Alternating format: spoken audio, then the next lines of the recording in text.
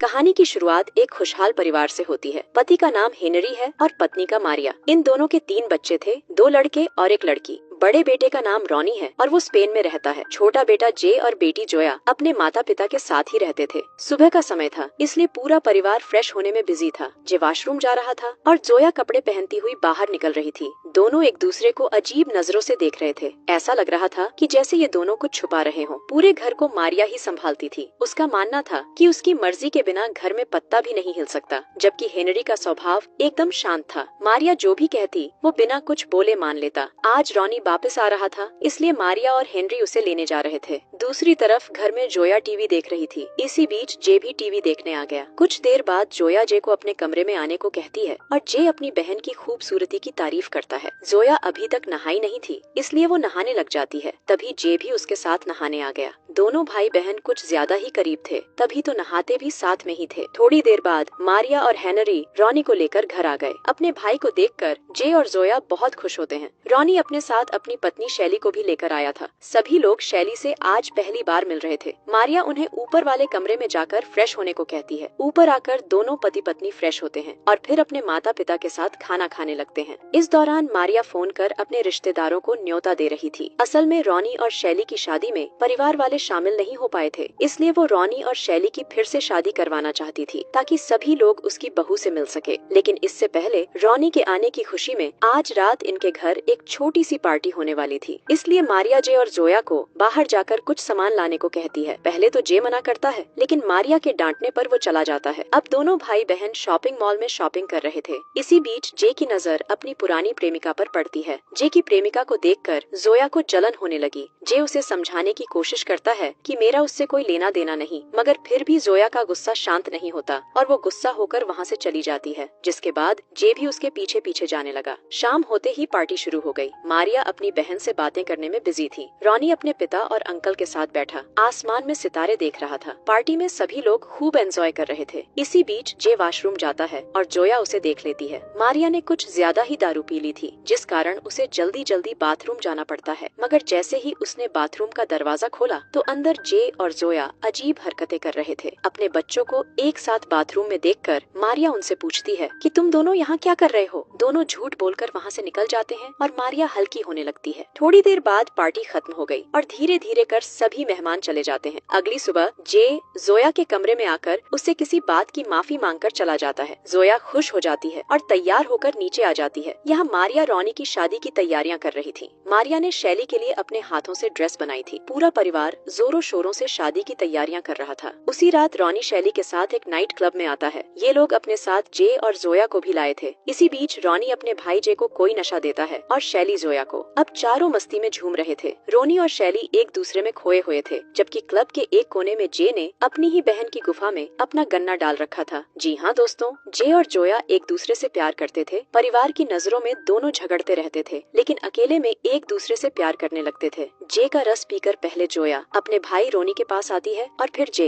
इसके बाद सबको गाड़ी में बिठाकर रॉनी गाड़ी चलाने लगा, लेकिन नशे में होने के कारण उनका एक्सीडेंट हो जाता है। चारों मरते मरते बचते हैं। अगले दिन ये लोग एक गेम खेल रहे थे, जिसे खेलते खेलते रॉनी और जे में झगड़ा होने लगा। तभी जोया भीगी भीगी सी घर आती है। मारिया उससे पूछती है कि तुम कहाँ गई थी, लेकिन जोया कोई जवाब नहीं देती। मारिया को लग रहा था कि जोया के साथ किसी ने गलत काम किया है, मगर डर के मारे वो मुझे बता नहीं रही, इसलिए वो अपने बच्चों को अपनी एक सहेली का किस्सा सुनाने लगी। मारिया बताती है कि मेरी सहेली के परिवार में सिर्फ 3 ही लोग हैं, पति पत्नी और उनकी जवान बेटी। पति के पास कोई काम नहीं था, जिस कारण घर चलाने के लिए मेरी सहेली नौकरी करती थी। एक दिन उसे पता चला कि उसकी बेटी माँ बनने वाली है, लेकिन चिंता की बात ये थी कि लड़की का कोई प्रेमी ही नहीं था। सभी लोग मारिया की बात को ध्यान से सुन रहे थे। तभी वो कहती है कि मुझे तो मेरी सहेली के पति पर ही शक है कि उसी ने अपनी बेटी के साथ गलत काम किया होगा। ये सुनकर जे और जोया एक दूसरे को देखने लगे। मारिया की बात सुनकर जोया की नींद उड़ चुकी थी, इसलिए वो जे के पास आकर उसके साथ सो जाती है। जोया के आने से जे का गन्ना हरकत में आ गया था और वो जोया की गुफा में अपना गन्ना डाल देता है। जोया को मीठा मीठा दर्द हो रहा था। घर में कोई उसकी गर्म आवाजें सुन ना ले, इसलिए जे उसके मुंह पर अपना हाथ रख लेता है। इधर रॉनी को नींद नहीं आ रही थी, इसलिए वो जोया से बातें करने की सोचता है, लेकिन जोया को कमरे में ना देखकर वो जे के पास जाने लगा। यहाँ उसे लड़की की गर्म आवाजें सुनाई देती है। रॉनी ने जब दरवाजा खोला तो अपने ही भाई बहन को इस हालत में देखकर उसके होश उड़ गए। जोया के जाते ही वो जे की खूब धुलाई करता है। उसे जे पर बहुत गुस्सा था कि वो अपनी ही बहन के साथ ऐसा कैसे कर सकता है। जे को पीटने के बाद वो शैली को सब कुछ बताकर बहुत रोता है, मगर वो ये बात अपने माता पिता को नहीं बताता क्योंकि अगले दिन उसकी शादी का फंक्शन था और ये बात बताकर वो उन्हें गुस्सा नहीं दिलाना चाहता। अगले दिन जे जोया से दूर दूर रहता है क्योंकि उस पर उसके बड़े भाई रोनी की नजर थी, जबकि जोया को इस बारे में बिल्कुल भी नहीं पता था। वो तो आराम से छुप छुप कर जे को देखती ही रहती है। रात को सभी मेहमान आ चुके थे। सभी लोग रोनी को बधाई देने के साथ साथ जे से उसके थोपड़े के बारे में भी पूछ रहे थे और जे उन सभी से झूठ बोल रहा था कि मैं गिर गया था। सब लोग शादी में मस्ती कर रहे थे, जबकि जे और जोया चोरी चोरी आंखों से बातें कर रहे थे। रोनी उन दोनों को देखकर बहुत गुस्सा करता है, लेकिन शैली के समझाने पर वो शांत हो जाता है। आज भी मारिया ने ज्यादा दारू पी ली थी, जिस कारण उसे कुछ लोग संभाल कर घर के अंदर ले जाते हैं। जोया के कपड़ों पर कुछ गिर गया था, जिस कारण वो उन्हें साफ करने के लिए बाथरूम में आती है। इसी बीच रोनी पीछे से आकर उसे देखने लगता है। जब जोया की नजर उस पर पड़ी तो वो उसे थप्पड़ मारकर वहाँ से चली जाती है। असल में रोनी जोया को ये बताने आया था कि मुझे तुम्हारे और जे के बारे में सब कुछ पता चल चुका है, मगर वो उसे कुछ कह नहीं पाता। रोनी की हरकत से जोया को लगा कि उसका बड़ा भाई उस पर बुरी नजर डाल रहा है, इसलिए वो अकेले में जाकर बहुत रोती है। शादी के अगले ही दिन रोनी और शैली वापस चले जाते हैं। मारिया अपनी बेटी जोया को बताती है कि रोनी की शादी के चक्कर में मेरे बहुत से काम अधूरे रह गए हैं, इसलिए आज मैं पूरा दिन अपने कामों में बिजी रहूंगी और हेनरी भी रात तक लौटेगा।